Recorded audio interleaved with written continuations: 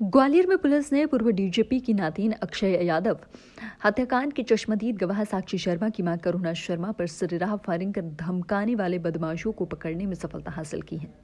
दरअसल police line ने इस सनसनीखेज वारदात का खुलासा किया है। चौंकाने वाली बात यह है कि गिरफ्त में आए बदमाशों ने पुलिस के सामने पूछताछ में कबूल किया है कि उन्होंने जेल में बंद अक्षय यादव हत्याकांड के आरोपियों को फंसाने के लिए साजिश रची थी। उन्होंने प्लानिंग की थी कि मुख्य गवाह की मां पर फायरिंग करने से घटना का शक जेल में बंद अक्षय यादव हत्याकांड के आरोपियों पर जाएगा।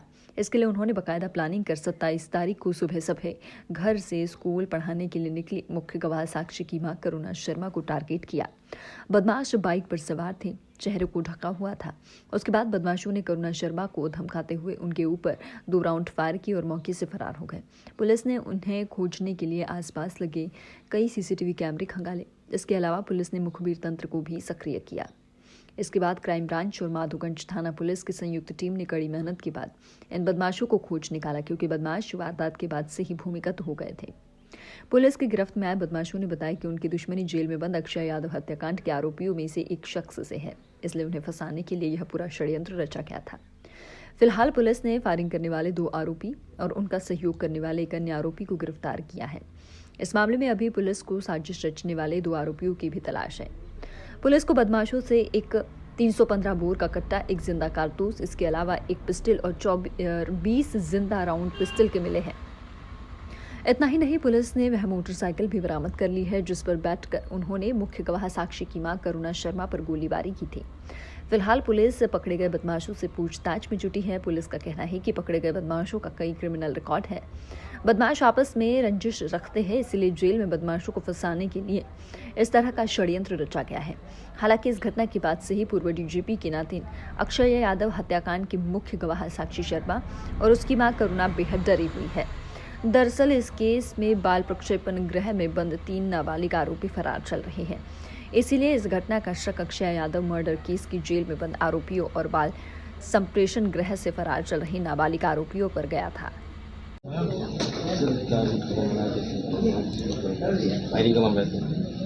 एक 27 तारीख को एक फायरिंग की सनसनीखेज घटना हुई थी थाना माधोगंज क्षेत्र में, जिसमें एक पुराने मर्डर का केस में जो गवाह थी उनकी मां के ऊपर फायर किया गया था और धमकाया गया था कि वो गवाही ना दें। और उस पर 2 फायर किए गए थे, जिसमें पुलिस ने तत्काल प्रकरण 307 का रजिस्टर्ड किया था। इसमें हमारे वरिष्ठ अधिकारी IG साहब और DIG मैम लगातार इसका प्रोडक्शन भी कर रहे थे और हमारी टीमें लगी थी, जिसमें हमारे एडिशनल SP गजेंद्र वर्धमान, हमारे CSP Ayush Gupta, DSP crime Nagendra Sikarwar, TI Madhoganj Dharmendra Yadav, TI crime Ajay Pawar और इन लोगों की टीम है, जिसमें सब इंस्पेक्टर शिशिर तिवारी, जितेंद्र तिवारी, जितेंद्र सिकरवार, ये सारे लोगों ने बहुत अच्छे से इस पर लगातार मेहनत करी। तो इसमें ये केस में फाइनली आरोपियों को पकड़ने में सफलता मिली है। जो दोनों लोग आए थे मौके पे उनको पकड़ा गया है, उनका एक साथी भी पकड़ा गया है।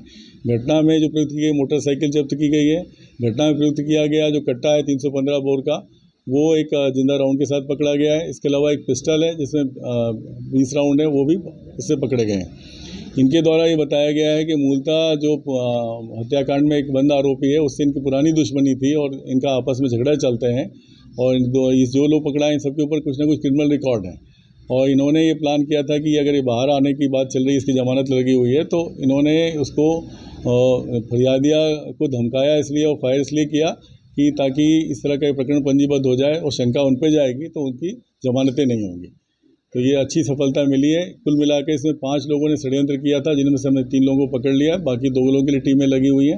और ये सारे लोग जो हैं ये 18 से लेके 22-23 साल के लड़के हैं जो इस तरह के अपराधी गतिविधियों में शामिल हैं।